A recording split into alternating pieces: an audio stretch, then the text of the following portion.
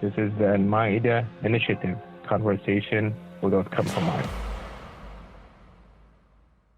So I'm just interested to kind of hear your reaction to this, right? So imagine you're driving down I-5 late at night, then there's an electromagnetic storm and you find yourself in Denny's and you're able to choose any 3 leaders from history that you can get dinner with and learn from. Who would you pick? I really like that. I like that question. Beautiful question. I would pick the Prophet Muhammad. So I said, I can answer like prophets, right? Oh, yeah. Okay. I would select Prophet Jesus. And I would select, who's one other leader I would select? I would say George Washington, because George Washington was the founder of America. If you think about it, I mean, like, not the founder, but he was the first president. He was a general. Without him, there would be no America. See what I'm saying? So, and just his leadership. I mean, he must have had incredible leadership to do what he did. So, and I'm personally interested in American history just as much as I'm interested in, the history of the world, but American specific, because I live here, right? So I would say those 3: Prophet Muhammad, Prophet Jesus, and then and George Washington. So those are great answers, because another thing I love about George Washington is that the fact that he could have functionally become king at that point, right? When the British are beaten. Exactly. There's this great restraint in him, which has blessed us, that has not been present in a lot of other men.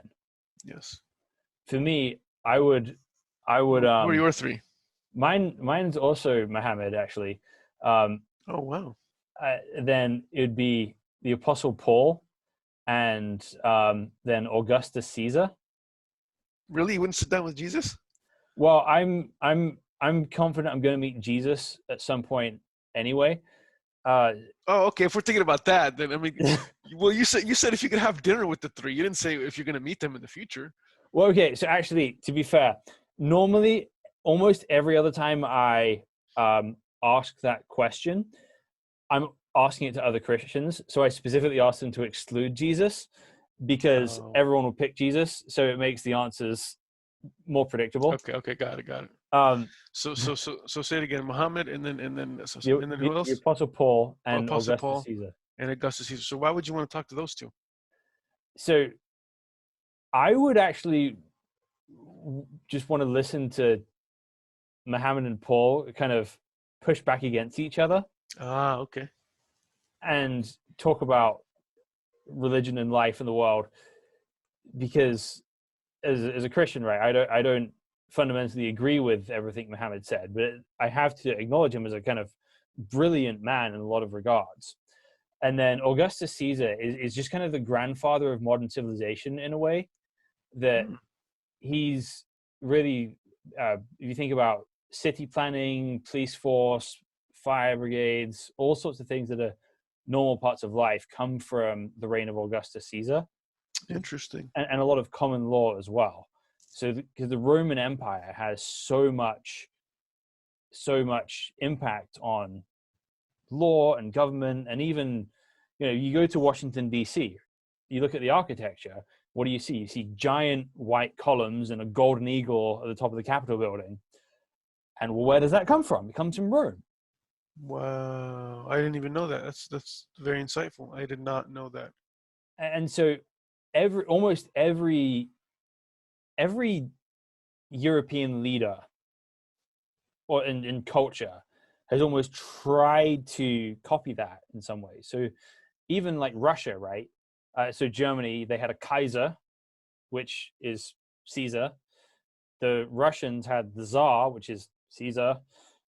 And there's so much influence of even the word prince, right, comes from the Latin word princeps, which means first citizen. Wow, I did not. I might have to go grab a book on Augustus Caesar now. You got me interested. Yeah, it's fascinating, but just Rome in general has had so much impact on the modern world, and I I've loved that era ever since watching Gladiator, and I'd love to have a conversation with him. Well, So so Muhammad is an obvious choice as a Muslim, but what makes you pick Jesus out of all the other prophets? good question. You know, every prophet came with a miracle, is what Islam believes, and the miracle that Jesus had come with is medicinal in nature. So he would, heal things like just literally by touching them, and I don't know. I just find that fascinating, and he went through a lot of, I would say, I mean, all the prophets went through struggle, right? And if I could pick more, I would pick like Joseph. I would pick like a lot of other, but the struggle that Jesus went through is, I think, so, like when I think about the struggle that he went through, and all the prophets, but him specifically, it's just so like, it's crazy to me. It's like he was, like what they did to him, they spit on, like just being, I'm sure he felt alone, right? Like just all of them did, but I'm just saying, like how, like I just, man, I don't know. It's a good question, but I just would be in awe, to be honest. It's just, yeah. There's like a million reasons I could come up with. Yeah.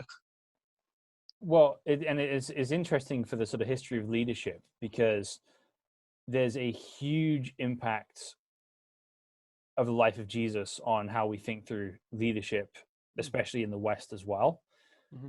So for example, right, in my country and a lot of other countries, you have a prime minister as the leader of the country. Do you know where that terminology comes from? No. It comes from the words of Jesus. Oh, interesting. Because he says, whoever wants to become greatest among you must first become your servant, right? First prime minister servant. First servant. Wow. Okay. So I love that. I love that.